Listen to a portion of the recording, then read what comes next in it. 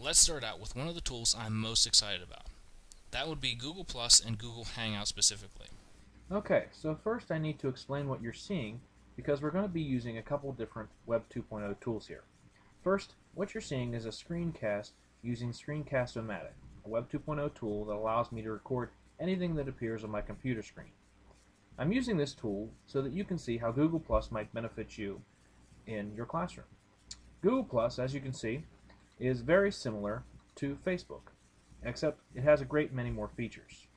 It has communities for various topics that you can join and participate in. It has some great photo editing tools because Google owns Picasa. Google also owns YouTube, so videos are also seamless. What I want to zero in on today is the Hangout feature. So I'm going to go ahead and get into Hangout there. When you bring it up, it will go ahead and start your webcam, and you can choose who you want to hang out with. Now, today I have asked my longtime and good friend, Nathan Blake, to join me. As you can see, I'm there at the picture on the bottom already. Let me go ahead and find Nathan here. There he is. And I'm going to choose Hangout. So Nathan should go ahead and start here momentarily as soon as he sees my invitation and join. Now, we're talking with Nathan not just because he's my friend, which is certainly a great reason to use Google Plus's Hangout. Up, here he comes. As I was saying, Nathan is a friend of mine, but we're talking to him specifically because he's earned his master's in instructional communication from WU and has focused a great deal of his studying professional career on using social media and Web 2.0 tools. In fact, he has his own communications management company called Redbeard Communications that is now consulting and providing services to businesses, nonprofits, and individuals. Right? Yes. So how are you doing? Trying. I'm doing well, Ryan. How are you? I'm good. So I don't want to take up all your time today, so I'm going to go ahead and get right into the heart of the matter. We're talking about Web 2.0 tools today, and I want to ask you a couple questions about those, get your feelings on them. Right now with Google Hangout that we're using, have you seen any kind of video collaboration tools like Google Hangout or Uvu or Skype that could be used for classrooms or schools? Yeah, I think all of those, and I think they all have their distinct advantages. I think the strength of Google is its interconnectedness with all of its other tools and apps.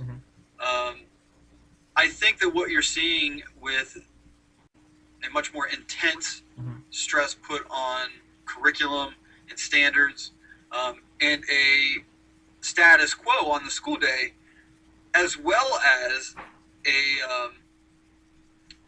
a more strong emphasis put on collaborative learning. Yeah. You're just going to see that things like Google Hangout and Skype and those other tools begin to take on almost a necessary thing. Okay. You're going to see people needing to learn how to use this type of technology and this type of tool to communicate because it's the way that the workforce is moving. It's more collaborative. And there aren't 9 to 5 hours anymore. You see people in New York collaborating or even working for a company in Silicon Valley or in Austin or Los Angeles or Portland.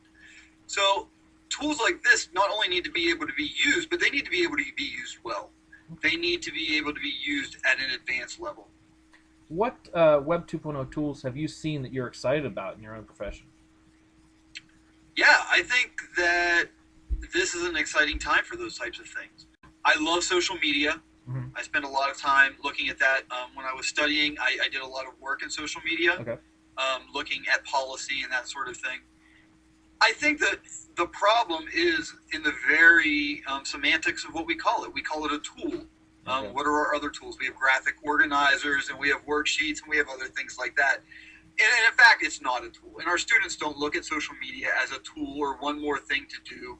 And I think that those are the dangers when we begin to look at it.